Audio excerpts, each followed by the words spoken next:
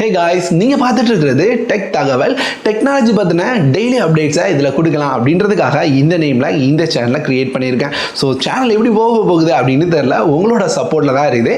So வேணும் அப்படின்னு நினச்சிங்கன்னா சப்ஸ்கிரைப் பண்ணி ஜாயின் பண்ணிக்கோங்க. என்னால் முடிஞ்ச அளவுக்கு டெய்லி டெக் கண்டென்ட்ஸாக கொண்டு வர ட்ரை பண்ணுறேன். நீங்கள் பார்த்துட்டு இருக்கிறது டெக் அப்டேட்ஸ். இது 805வது வீடியோ. இன்னைக்கு வீடியோவில் எப்பவும் மாதிரி நிறையவே சூப்பரான அப்டேட்ஸோட வந்திருக்கேன். ஸோ என்னென்ன அப்படின்றத வீடியோவில் போயிட்டு பார்த்து தெரிஞ்சுக்கலாம்.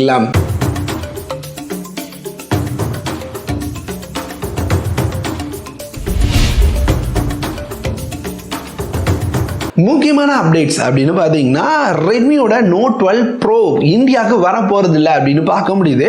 அதே மாதிரி ட்விட்டரை நீங்கள் யூஸ் பண்ணுனா காசு கட்டணும் அப்படின்ற மாதிரி சொல்கிறாங்க. இதை பற்றி தெரிஞ்சுக்கலாம். இன்னமும் பல அப்டேட்ஸ் இருக்குது, என்னென்னு பார்க்கலாம் வாங்க. First, upcoming mobiles.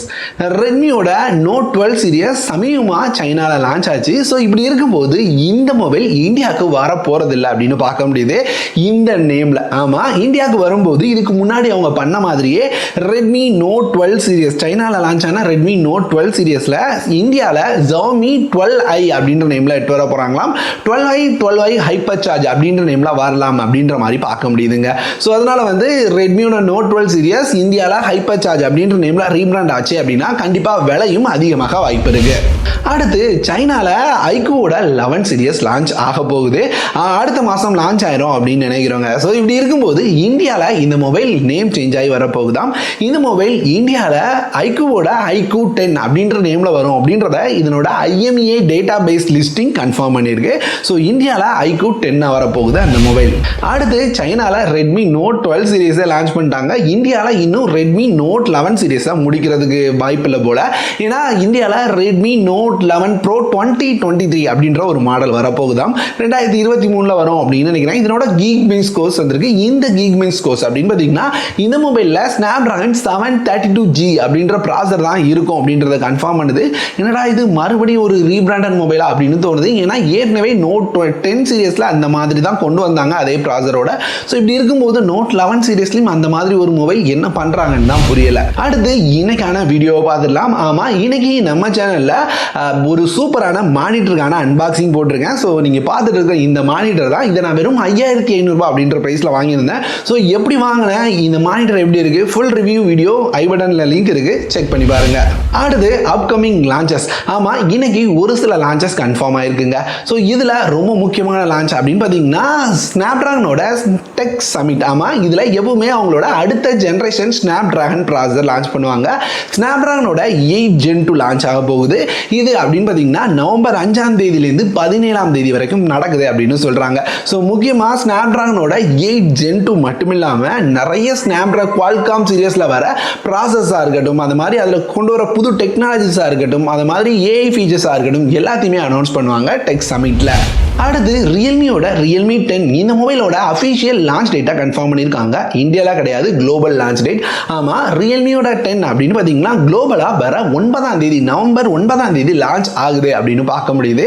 ஸோ இங்கே இந்த மொபைல் அப்படின்னு பார்த்தீங்கன்னா ஏற்கனவே நிறைய டீட்டெயில் நமக்கு தெரிய வந்துருச்சுங்க. இது ஒரு 4G மொபைல்.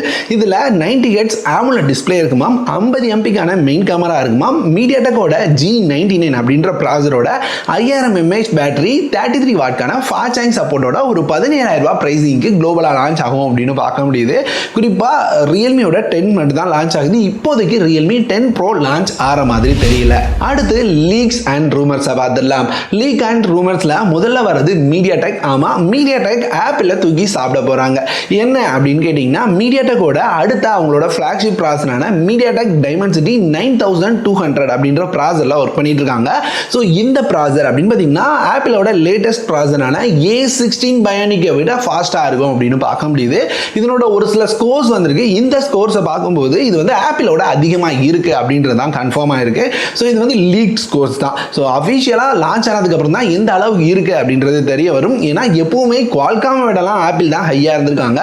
ஸோ அப்படி பார்க்கும்போது மீடியாடெக் அதை விட ஹையாக வச்சிருக்காங்க அவங்களோட ப்ராசரோட ஸ்கோர்ஸ் அப்படின்னா கண்டிப்பாக அதுதான் பெஸ்ட் ப்ராசராக இருக்கும் இந்த வருஷத்தில்.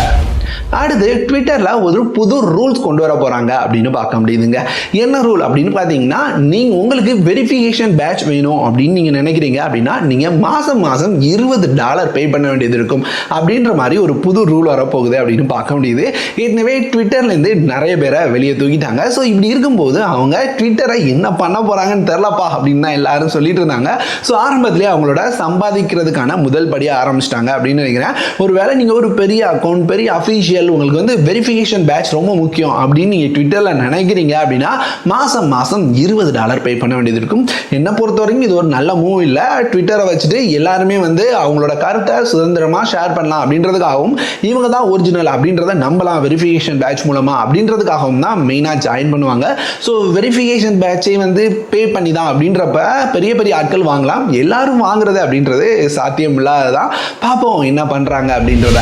அடுத்து குவிக் அப்டேட்ஸை பார்த்துடலாம். குவிக் அப்டேட்ஸில் ஃபர்ஸ்ட் விவோலேருந்து அவங்களோட அடுத்த ஜென் ஆர்ஜின் ஓஎஸை லான்ச் பண்ண போகிறாங்களாம் வர 3ஆம் தேதி.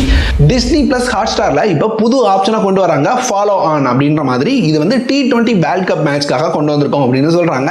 நீங்கள் ஹாட்ஸ்டார் சப்ஸ்கிரைபராக இருந்தீங்க அப்படின்னா ஃபாலோ ஆன் அப்படின்ற பட்டனை யூஸ் பண்ணுறது மூலமாக உங்களால் ஸ்கோர்ஸ் தனியாக, மேட்ச் தனியாக, கமெண்ட்ரி தனியான்னு தனித்தனியாக பார்த்து என்ஜாய் பண்ணிக்க முடியும். உங்கள்ட்ட சப்ஸ்கிரிப்ஷன் இருக்கு, நீங்கள் நெட்ஃப்ளிக்ஸில் கிரிக்கெட் பார்க்குறீங்க அப்படின்னா ட்ரை பண்ணி பாருங்க. அடுத்து டீல்ஸ் ஆஃப் த டே.